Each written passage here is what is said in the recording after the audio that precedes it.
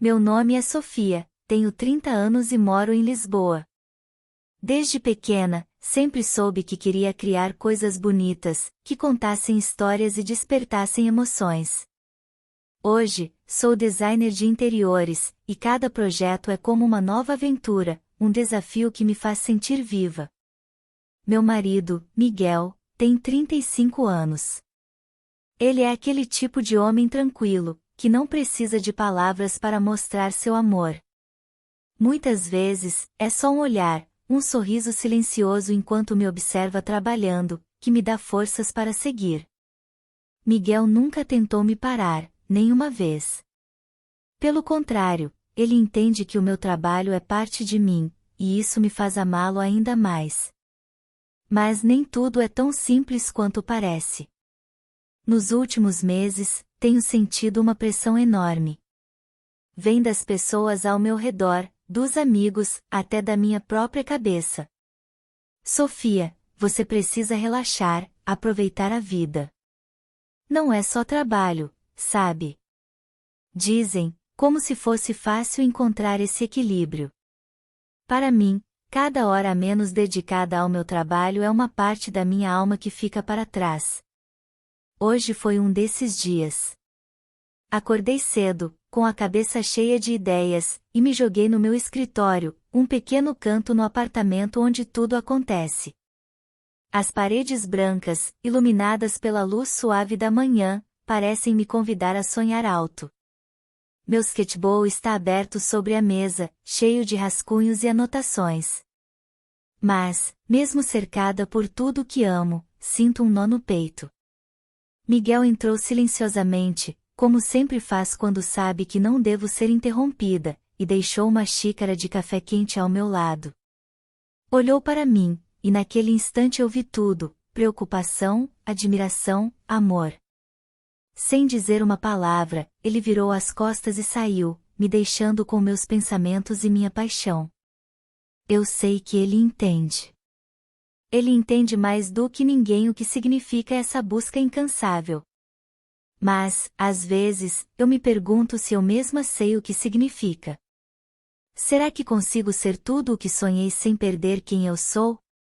Será que meu casamento aguenta o peso das minhas ambições? À noite, depois de horas de trabalho, finalmente parei. O silêncio do apartamento me envolveu como um abraço frio.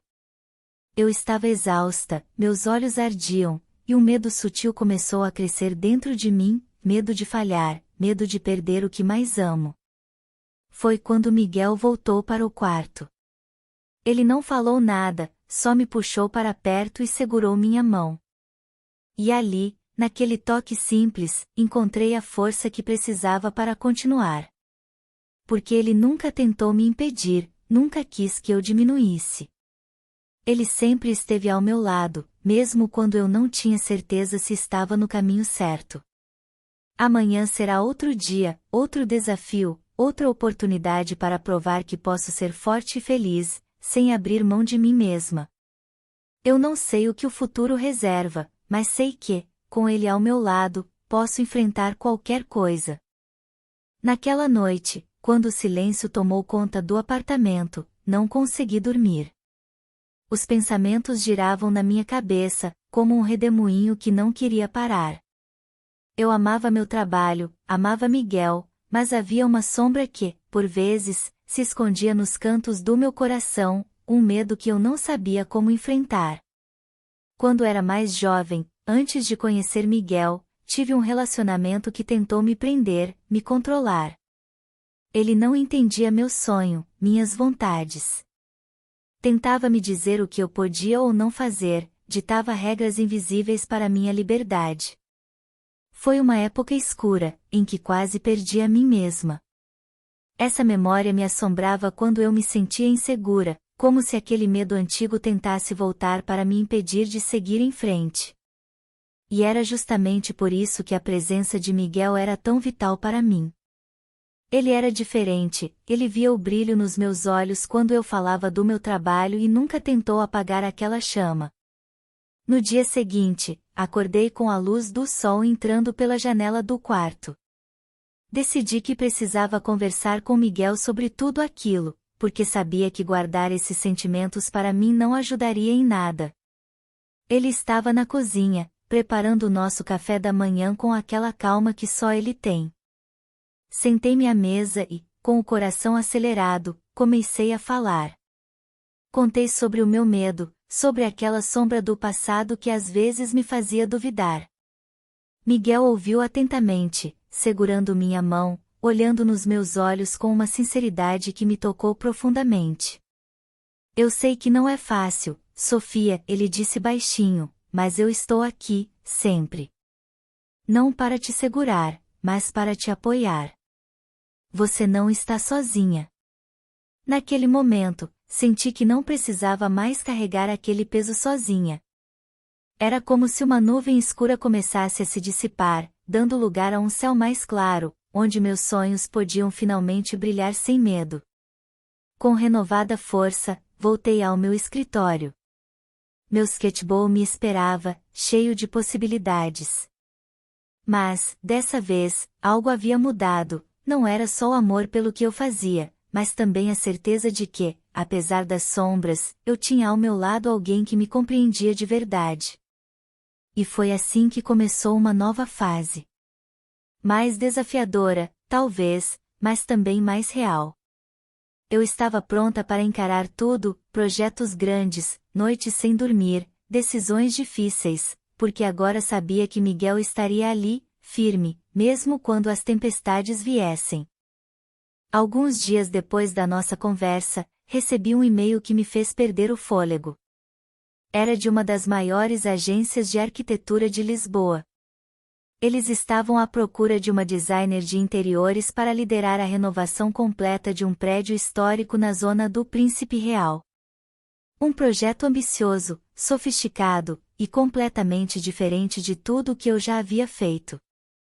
Meu coração disparou. Aquilo era o tipo de oportunidade que poderia mudar minha carreira para sempre. Mas, ao mesmo tempo, senti um peso no peito. Seria um desafio imenso. Prazos curtos. Muita visibilidade. Uma responsabilidade que, se mal conduzida, poderia colocar tudo a perder. E, o mais difícil, exigiria praticamente toda a minha atenção pelos próximos 4 meses. Mostrei o e-mail para o Miguel naquela mesma noite. Ele leu em silêncio, como sempre fazia, e depois me olhou. Não disse nada por alguns segundos, só segurou o papel com firmeza, como se quisesse absorver cada detalhe da proposta. Depois, com um meio sorriso, falou. Você nasceu para isso, Sofia. E eu nasci para te ver brilhar. Essas palavras se cravaram em mim como tatuagem. Não por serem doces, mas por serem ditas com uma firmeza que me fez sentir segura. Ainda assim, por dentro, eu tremia. Naquela semana, aceitei o projeto. Reuniões começaram imediatamente, e os dias viraram uma corrida constante entre visitas à obra, reuniões com engenheiros, aprovações de orçamento e mudanças de última hora. Eu já não sabia o que era dormir 8 horas seguidas. Miguel se adaptou ao novo ritmo da casa com a mesma paciência de sempre. Ele passou a preparar nossos jantares, mesmo que eu quase nunca tivesse tempo de sentar à mesa. Às vezes, eu chegava tarde e encontrava recados deixados por ele na cozinha. Comi antes, mas deixei sua sopa quentinha. Amo você. Por fora, tudo parecia sob controle. Mas por dentro, meu corpo e minha mente começavam a dar sinais. Eu acordava com dores de cabeça, tinha crises de ansiedade silenciosas no carro e, por vezes, ficava olhando para as plantas do projeto como se não soubesse mais o que fazer. Foi numa dessas noites, em que tudo parecia desmoronar, que Miguel me encontrou sentada no chão do escritório, com papéis espalhados, lágrimas nos olhos e a cabeça entre as mãos. Ele não disse nada. Apenas sentou ao meu lado e me puxou para perto. Você não precisa ser perfeita, Sofia. Só precisa lembrar por que começou. Aquelas palavras me fizeram chorar ainda mais. Mas foi um choro bom, que lavou a alma. Porque eu sabia que ele tinha razão. Eu havia começado porque amava transformar espaços. Porque acreditava que cada lugar podia contar uma história. E, acima de tudo, porque aquilo era parte de quem eu era. Depois daquela noite, algo dentro de mim mudou. Aprendi a respirar, a delegar um pouco mais, a permitir que outras mãos também ajudassem a construir o sonho. Miguel continuava ali, silencioso, mas presente. E foi nessa nova fase que a verdadeira força do nosso amor se revelou. A obra avançava. Os dias eram longos, mas agora eu carregava comigo algo diferente, a certeza de que não estava sozinha, e que, mesmo nos momentos mais escuros, havia alguém disposto a me lembrar da luz. As semanas passaram, e o projeto ganhou forma. O antigo edifício de janelas altas e colunas desgastadas começava a renascer sob meus olhos. Era como ver uma velha história sendo contada com novas palavras, e, por um momento, esqueci todas as dores e dúvidas que carreguei no início. Mas a calmaria não dura para sempre. Numa manhã de quinta-feira, recebi uma ligação inesperada. Um fornecedor importante havia cometido um erro. Entregou mármore errado para o piso principal, uma peça central no conceito do projeto. Era um detalhe que comprometia todo o equilíbrio estético. O cliente, exigente e já impaciente, ameaçava cancelar o contrato. Senti meu mundo desmoronar. Voltei para casa mais tarde do que o habitual. Estava esgotada, com os olhos ardendo e a voz presa na garganta. Quando entrei, o silêncio da casa me atingiu como uma parede fria. Miguel não estava na sala, nem na cozinha. Um bilhete curto em cima da mesa, fui correr um pouco. Volto logo. Fui para o quarto e me sentei na beira da cama. Pela primeira vez em meses, me perguntei se estava fazendo tudo errado. Será que minha obsessão com o trabalho estava afastando o homem que eu mais amava? Quando ele voltou, percebi algo diferente em seu olhar. Não era raiva. Era cansaço. Um cansaço silencioso, daquele tipo que não se explica com palavras. Ele me abraçou, como sempre fazia, mas naquele abraço havia algo mais, uma hesitação. Miguel, minha voz saiu quase como um sussurro, você ainda está feliz comigo? Ele se afastou um pouco, olhou nos meus olhos, e depois suspirou. Sofia, eu te amo. Sempre amei. Mas às vezes, parece que você já não está mais aqui comigo. Senti uma fisgada no peito. Queria dizer que ele estava errado, que eu sempre estive ali. Mas a verdade é que eu também sentia isso. Eu estava em tantos lugares ao mesmo tempo, nas plantas, nos orçamentos, nos e-mails, nas reuniões, que talvez, sim, tivesse deixado de estar presente no mais importante. Eu não te culpo, Sofia. Eu sei o quanto tudo isso significa para você. Só, não esquece de nós, tá? Essas palavras ficaram comigo pelos dias seguintes.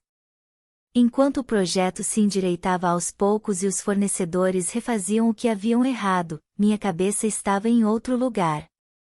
Miguel nunca pediu nada. Nunca exigiu menos de mim.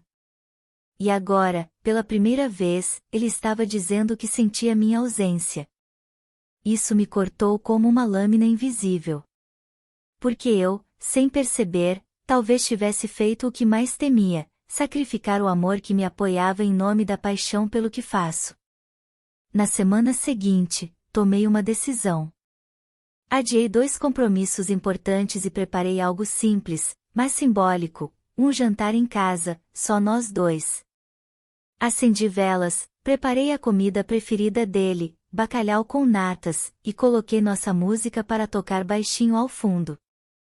Miguel chegou cansado, como de costume, mas ao ver a mesa posta, parou na porta como se tivesse voltado no tempo. Que é isso tudo? Ele sorriu, meio surpreso. Uma lembrança, respondi. De que, mesmo no meio de tudo, você é a minha base. E eu nunca quero esquecer disso. Jantamos em silêncio por alguns minutos, mas era um silêncio bom, daqueles que falam por si. E naquele instante, entre goles de vinho e trocas de olhares, senti que estávamos nos reencontrando. Mas a calmaria, como eu bem sabia, nunca vinha sem uma última onda. 2 dias depois, recebi uma notificação no celular. A obra havia sido interditada temporariamente por causa de uma inspeção técnica. Algo havia sido denunciado de forma anônima. E com isso, todo o projeto estava em risco. Larguei o celular na mesa, com as mãos trêmulas. O que antes era um sonho prestes a se realizar, agora podia se tornar um fracasso público. E tudo isso, depois de tudo o que sacrifiquei, inclusive meu tempo com Miguel. Olhei para a janela, onde o céu escurecia devagar. O silêncio voltava a crescer dentro de mim. Mas agora, havia medo. Muito medo. O edifício estava interditado. O projeto mais importante da minha carreira paralisado. E ninguém me dizia o motivo exato da denúncia. As autoridades falavam apenas de irregularidades na documentação, algo que, até onde sabíamos, estava completamente em ordem. Mas a forma como tudo aconteceu, foi rápida demais. Planejada. E a dúvida começou a crescer em mim. Alguém queria que esse projeto fracassasse. Voltei para casa em silêncio naquela noite. Miguel me esperava na varanda, com uma manta nos ombros e 2 copos de chá fumegante. Sentou-se ao meu lado, e mesmo sem dizer nada, eu sabia que ele já sabia. Você ouviu falar da obra?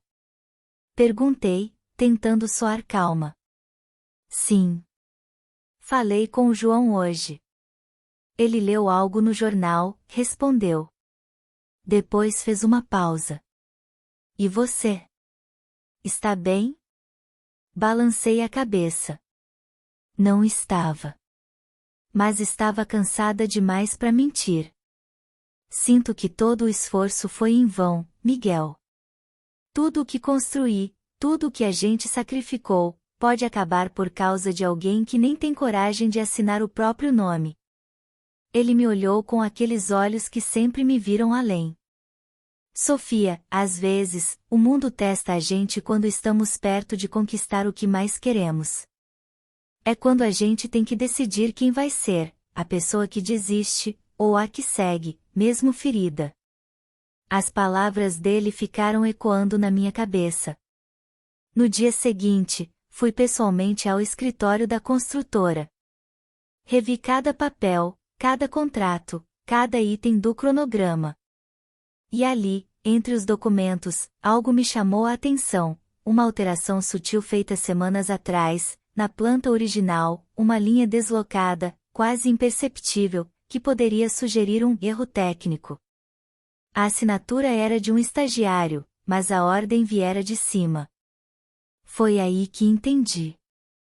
Havia alguém dentro da própria equipe jogando contra.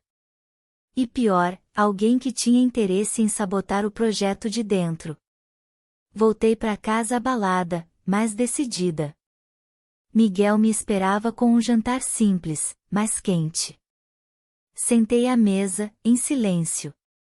Ele serviu o prato, colocou a música baixinha, e sentou-se na minha frente.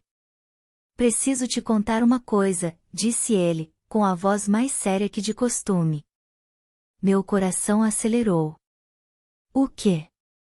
Há semanas eu percebo coisas estranhas.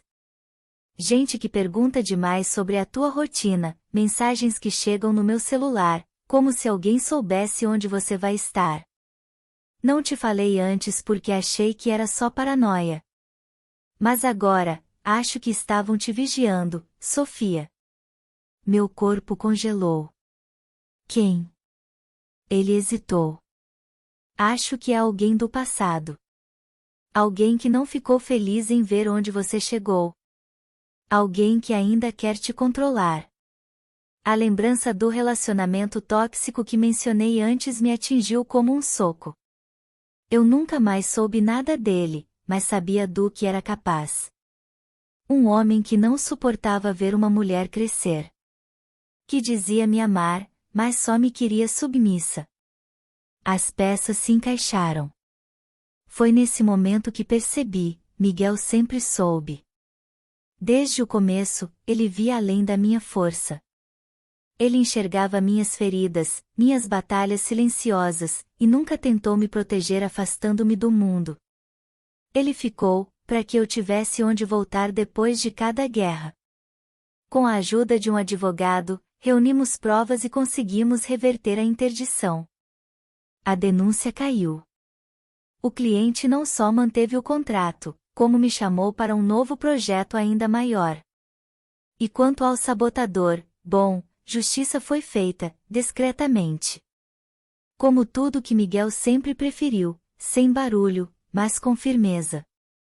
Na noite da reinauguração do prédio, vesti um vestido simples, mas bonito, e entre as palmas dos convidados, procurei o único olhar que sempre importou, o dele. Miguel estava ali, como sempre esteve, de pé no fundo da sala, com um sorriso pequeno, mas cheio de orgulho. Caminhei até ele, abracei-o apertado e sussurrei. Obrigada por nunca tentar me parar. Ele respondeu no meu ouvido. Eu nunca precisaria. Você nasceu para voar.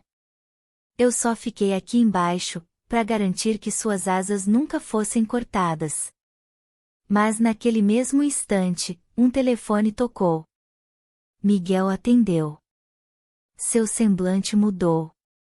Olhou para mim, como quem segura um segredo grande demais, e disse: Precisamos conversar. Agora. Obrigado por estar conosco no canal Na Armadilha dos Desejos. Inscreva-se, curta e não perca novas histórias.